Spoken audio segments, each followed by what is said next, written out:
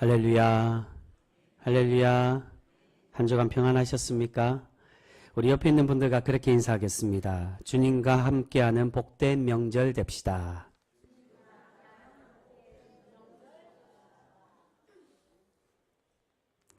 이 명절 시작의 날에 우리 하나님을 예배하기 위해 우리 하나님의 전으로 나오신 우리 귀한 성도님들을 환영하고 축복합니다. 여러분, 우리가 하나님의 복을 받는 사람이 되기 위해서는 우리가 어떤 곳이든 어떠한 상황이든 하나님과 함께하고 하나님 뜻대로 살아갈 때 하나님의 복된 성도로 우리를 삼아 주시는 줄 믿습니다. 그렇게 우리가 이 명절 가운데도 하나님과 함께하며 하나님의 예배자로 날마다 살아가는 그러한 거룩한 성도 우리 모두가 되실 수 있기를 주님의 이름으로 축복합니다. 우리 그런 마음으로 한 번 더 우리 인사할까요? 우리 복된 명절 됩시다. 우리 한 번 더 명절 인사하겠습니다.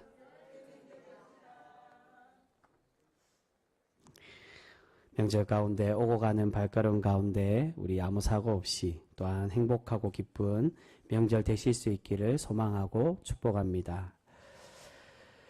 여러분, 19세기 영국의 작가 맥스 비어봄이 쓴 소설 중에 행복한 위선자라는 우화 소설이 있습니다. 이 소설에는 비양심적인 악인 조지 헬이라는 주인공이 나옵니다. 그는 마음뿐만이 아니라 행동도 야비하고 악함을 보이던 사람이었습니다. 그런 그의 악함은 얼굴에도 잘 나타나서 사람들이 얼굴만 보아도 이 사람, 이 조지 헬이 악한 사람이라는 것을 알 수가 있었습니다.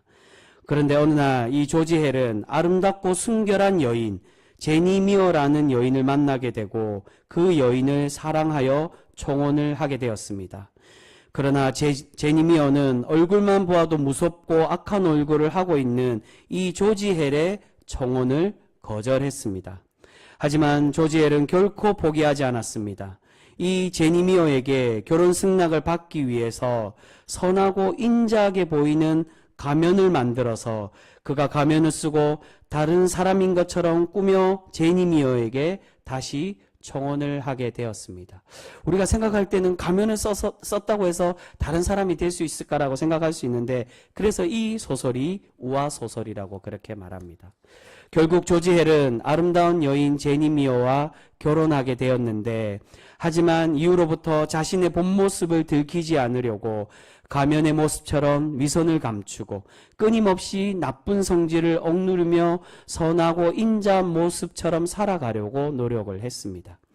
그런데 어느 날 조지 헬의 오래된 친구가 조지의 가면을 벗겨버리고 자신의 아내 제니 미어에게 정체를 들키고 말았습니다.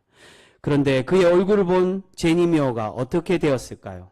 자신의 남편의 본 모습을 보고 실망하며 또한 자신의 남편을 싫어했을까요? 가면이 벗겨졌기 때문에 이전의 악하고 험악한 모습이 나올 줄 알았는데 여전히 그 가면이 벗겨진 이후에도 그 가면처럼 거룩하고 인자한 얼굴을 하고 있었다는 것입니다.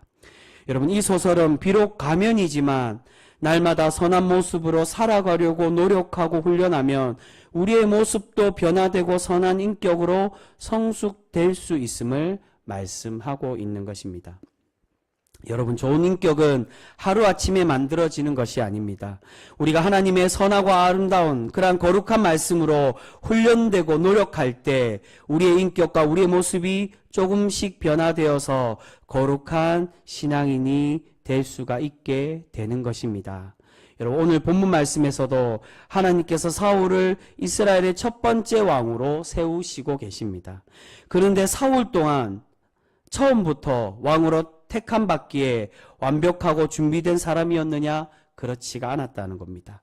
하나님은 이 사울을 하나님께서 기뻐한 왕이 될 수 있도록 오늘 말씀을 보시면 훈련하고 그를 연단시키시고 계시는 것을 볼 수 있습니다. 앞에 8장에 이스라엘은 하나님이 아닌 다른 나라들처럼 우리 또한 우리를 다스릴 수 있는 왕을 달라고 하나님께 요구했습니다. 하나님은 하나님의 백성들이 하나님만을 진정한 왕으로 섬기기를 원하셨지만 하나님께서는 하나님의 백성들을 너무나도 사랑하셔서 그들의 이 무리한 요구를 그저 들어주셨습니다. 그렇다면 이제 하나님께서 왕을 주시기로 허락하셨기에 아무나 왕으로 선택하면 되는 것일까요? 그렇지가 않다는 것입니다. 하나님의 백성들을 다스리고 하나님께서 기뻐하는 왕이 되기 위해서는 훈련과 연단이 필요하다라고 할 수 있습니다. 바로 오늘 9장의 말씀은 우리에게 그것을 말씀해 주고 있습니다.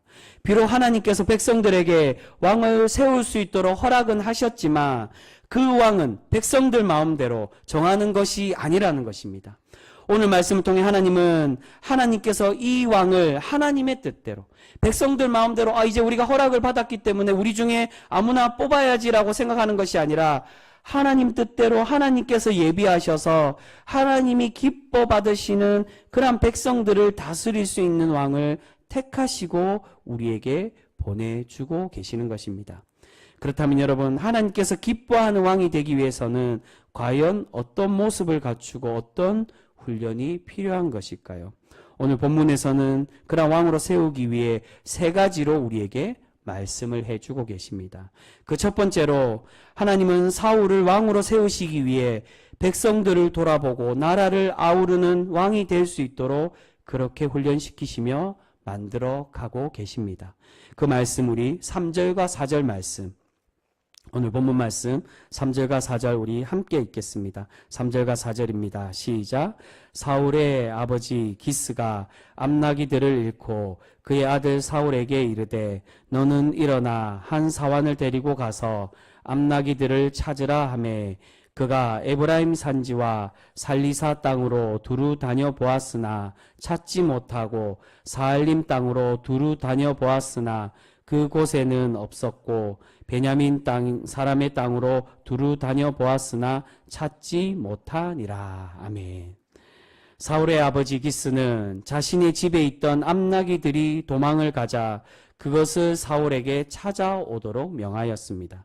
그런데 여기서 사울이 암나기를 찾으러 갔다는 것은 바로 사울이 왕이 되는 것을 상징적으로 보여주는 말씀이라고 할 수 있습니다.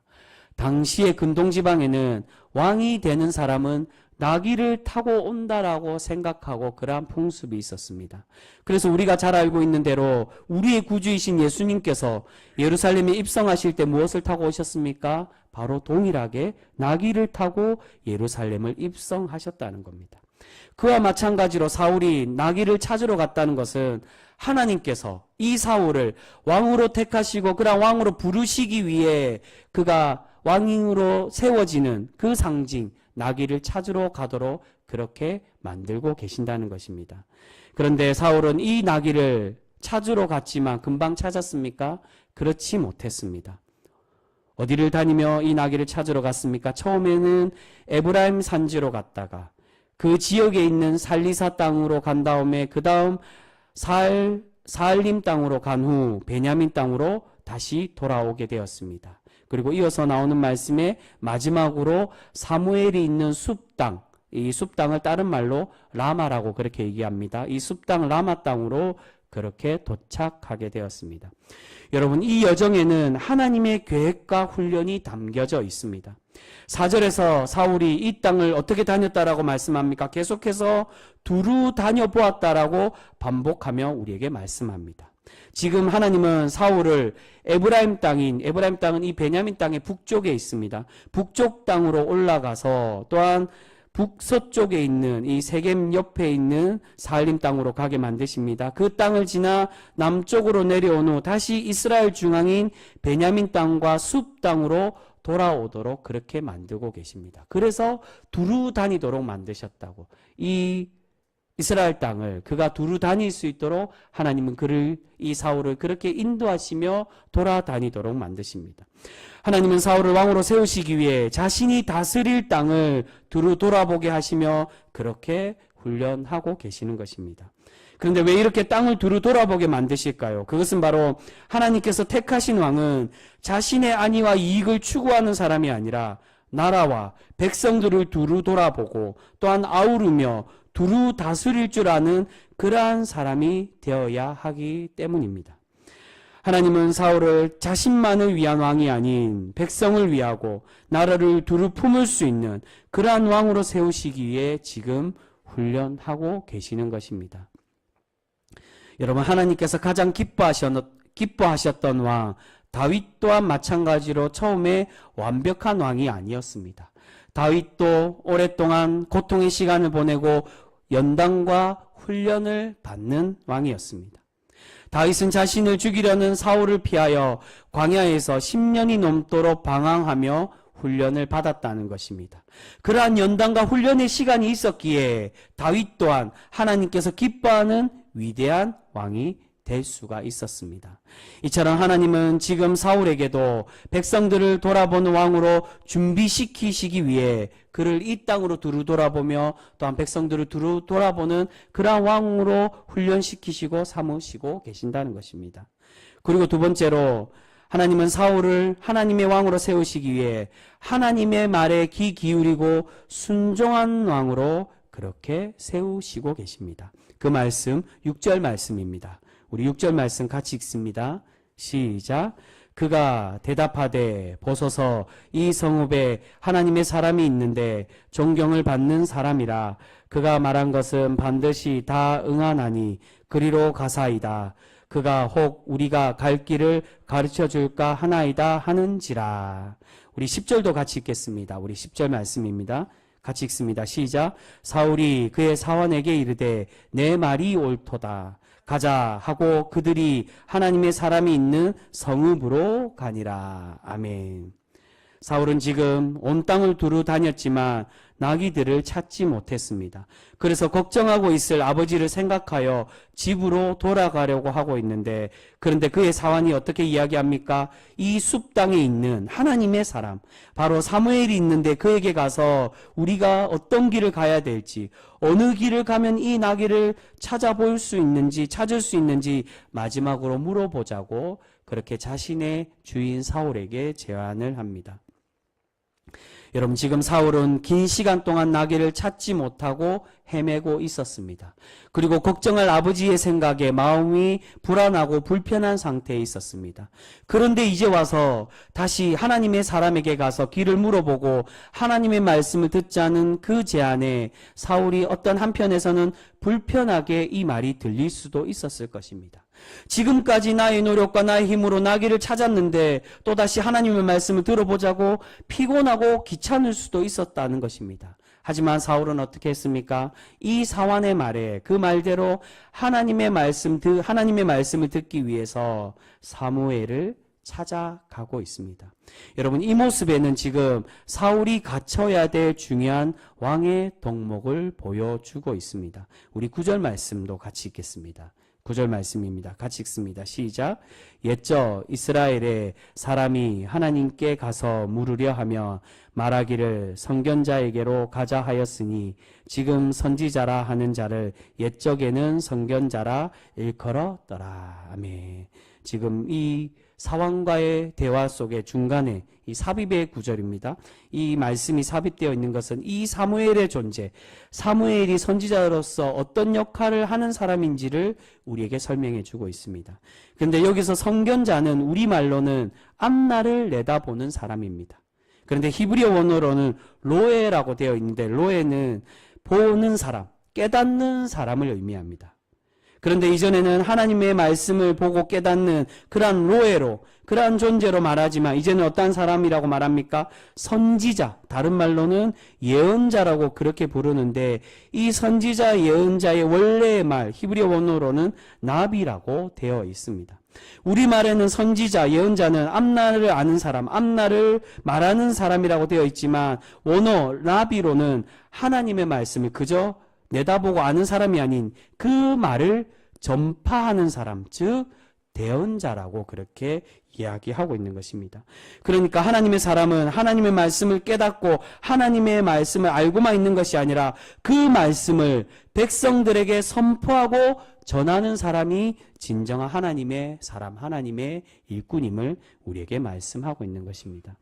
여러분, 하나님께서 하나님의 일꾼을 세우실 때 기름 부어서 세우신다라고 말씀합니다.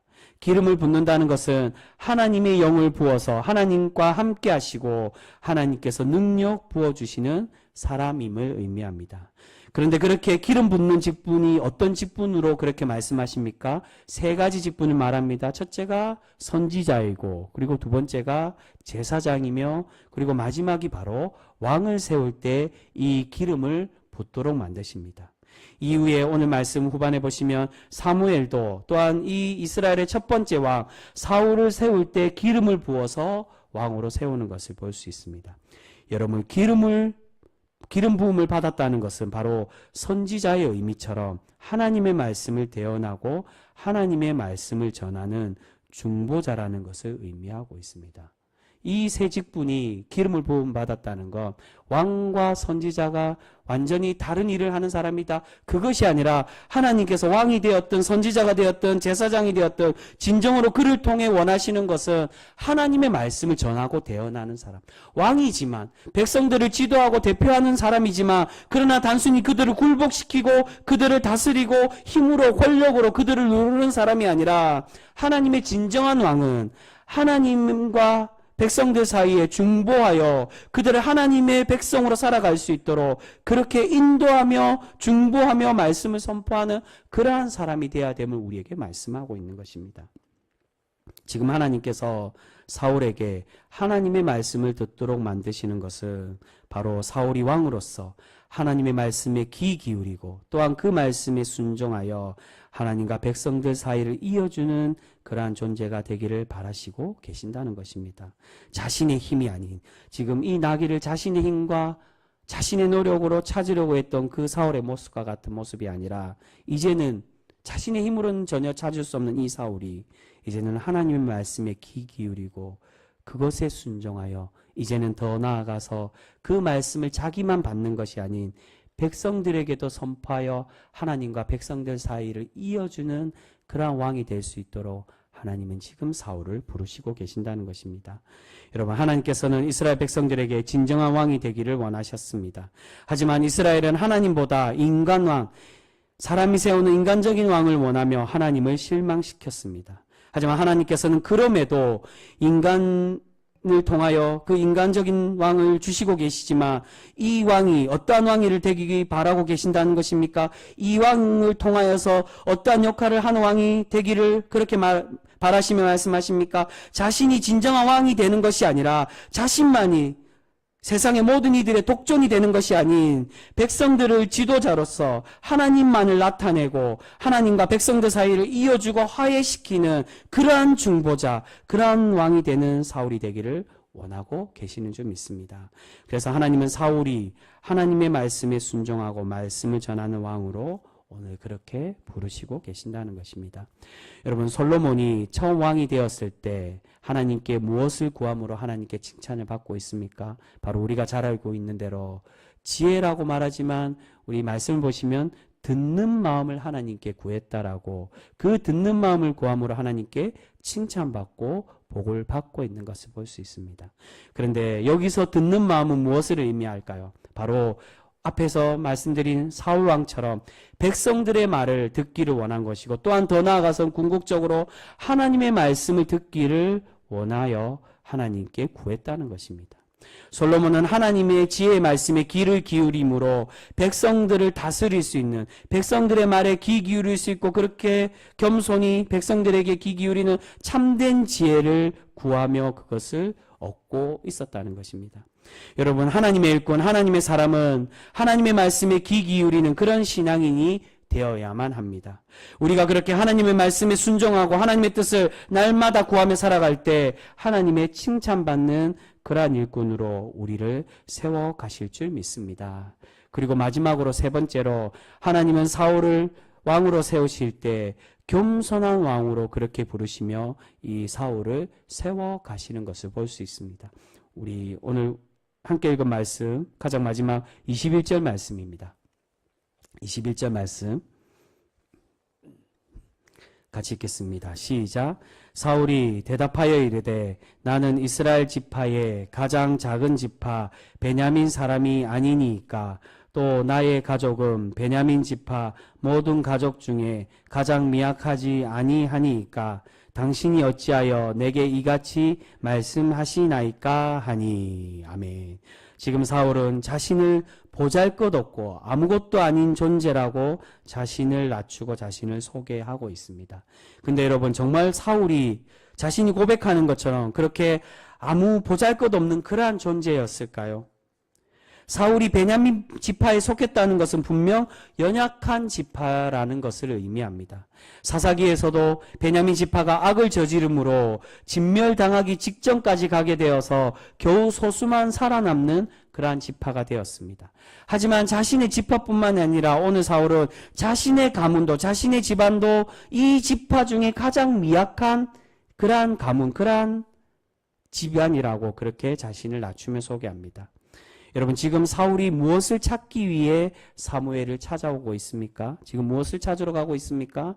암나기를 찾기 위해 이 사무엘을 찾아오고 있었다는 겁니다. 여러분, 암나기는 당시에 귀족들이 타고 다니는 그러한 짐승이었습니다.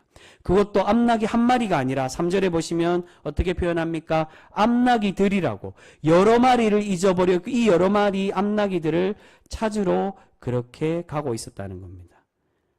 그 말은 사울의 집안은 유복하고 그가 높은 지위의 가문에 속하는 그러한 사람이었다는 겁니다. 뿐만이 아니라 오늘 말씀에 사울을 어떻게 소개합니까? 그의 외모가 누구에게도 빠지지 않는 훌륭한 외모를 가진 사람이라고 우리에게 말씀하며 소개하고 있습니다. 우리 그 말씀도 한번 같이 보겠습니다. 2절 말씀입니다.